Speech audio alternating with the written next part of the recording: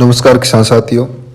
वैसे तो किसान साथियों हम फसल का पूरे साल ध्यान रखते ही हैं, पर फसलों की कुछ क्रांतिकारी अवस्थाएं होती हैं।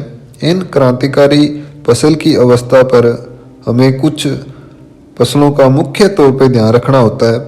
ख़ास तौर पे बागवानी फसलों की, अगर बागवानी फसलों में भी बात करें तो स्पेशली अनार की, क्योंकि अनार की फसल एक नाजुक फसल होती है और अनार का फल जो होता है वो इससे भी नाजुक होता है। अगर हम अनार की क्रांतिकारी अवस्थाओं का ध्यान रख लेते हैं तो हम अनार के उत्पादन में मात नहीं खाएंगे और अपना उत्पादन भी अच्छा होगा। अगर हम अनार की क्रांतिकारी अवस्था में अनार का ध्यान नहीं रखते हैं तो आपके अनार के उत्पादन में एक बहुत बड़ा गैप आ जाएगा।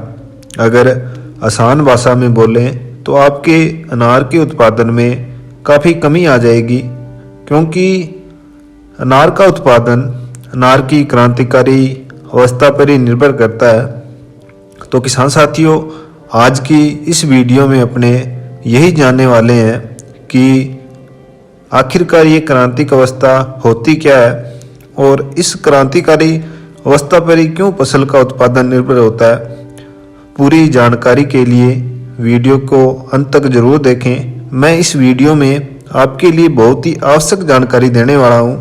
तो किसान साथियों, जो भी किसान साथी हमारे चैनल पे पहली बार पहुंचे हैं तो चैनल को जरूर सब्सक्राइब कर लें और बेल आइकन दबा लें, जिससे आने वाली बागवानी फसलों की जानकारी आप लोगों तक पहुंचती रहे।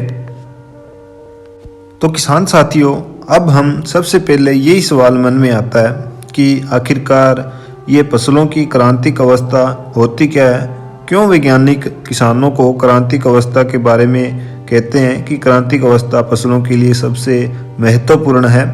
तो किसान साथियों, क्रांतिक अवस्था से अभिप्राय ये है कि जब हमारी फसलों में फूल से फल बनना शुरू होता है तो उस समय फसलों को सिंचाई व पोषक तत्वों की सबसे ज़्यादा आवश्यकता होती है।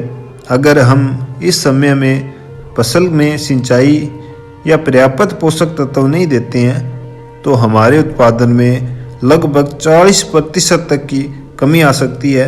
और वैज्ञानिकों का भी यही कहना है कि क्रांतिक अवस्था पर ही फसल का उत्पादन जो है निर्भर करता है। तो आज चर्चा करने वाले अनार की, मुख्यतः अनार में 4 क्रांतिकारी अवस्थाएं होती हैं। पहली क्रांतिक अवस्था की बात करें तो फूल से फल बनते समय, और दूसरी क्रांतिक अवस्था फल में दाना बनते समय, और तीसरी क्रांतिक अवस्था की बात करें तो फल में रस भरते समय, और चौथी जो क्रांतिक अवस्था आती है वो दाना पकते समय। तो किसान साथियों, अगर अपने इन अवस्था में अनार में सिंचाई व पोषक तत्व पर्याप्त मात्रा में देते हैं तो हमारा उत्पादन जो है उसमें ज़रूर बढ़ोतरी होगी और जो क्वालिटी वाले अनार है वो हमें प्राप्त होंगे। तो जो मैंने अनार की 4 क्रांतिकारी अवस्था बताई हैं, अगर इन क्रांतिकारी अवस्था पे किसान सिंचाई या पोषक तत्व नहीं देते हैं तो इसका उत्पादन पे बहुत ज़्यादा फर्क पड़ता है। क्योंकि इस समय अगर अपने पोषक तत्व नहीं देते हैं, सिंचाई कर देते हैं तो फसलों में पर्याप्त रूप से रस नहीं भर पाता है या दाना नहीं बन पाता है, जिसके कारण क्या होता है कि अनार का फल जो है वो हल्का रह जाता है और अंदर से खोखला रह जाता है। उसमें रस नहीं बनने से होता ये है कि उसका जो वेट है अनार का वो कम रह जाता है, जिससे कि अनार के प्रति पौधा जो है कम उत्पादन देखने को मिलता है। और अगर उत्पादन कम होगा तो निश्चित तौर पे अपना जो है आमदनी भी अपन लोगों को कम प्राप्त होगी, क्योंकि हम सभी जानते हैं कि अनार में बहुत ज़्यादा इंसेक्टों का और फंगस का अटैक होता है, जिसके कारण किसानों को काफ़ी स्प्रे भी करनी पड़ती हैं और उनका खर्चा भी बहुत ज़्यादा आता है।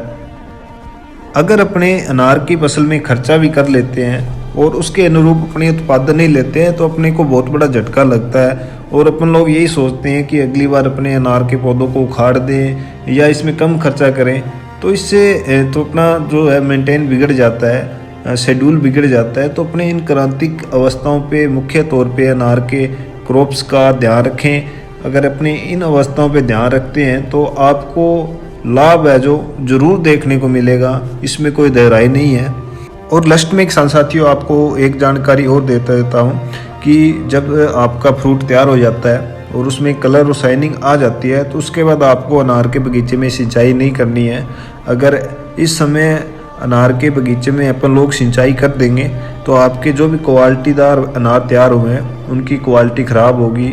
इसका रीज़न ये रहता है कि जब अपने सिंचाई इस समय करते हैं तो इससे हार्मोन्स जो हैं प्लांट के वो एक्टिव होते हैं और जिससे कि प्लांट ग्रोथ करने की कोशिश करता है। उसके कारण जो है वह फल से रस खींचने की कोशिश करता है, जिससे कि अदर फ्रूट है उन पे एक तो कलर नहीं आएगा और सेकंड जो फ्रूट तैयार हुए हैं उनकी क्वालिटी में भी फ़र्क पड़ेगा। तो लास्ट टाइम अपने को सिंचाई जो है अनार के बगीचे में बंद कर देनी है या बहुत कम कर देनी है।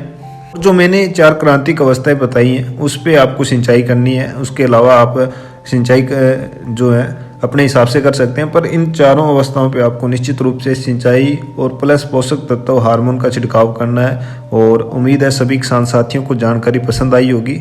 धन्यवाद। जय जवान जय किसान।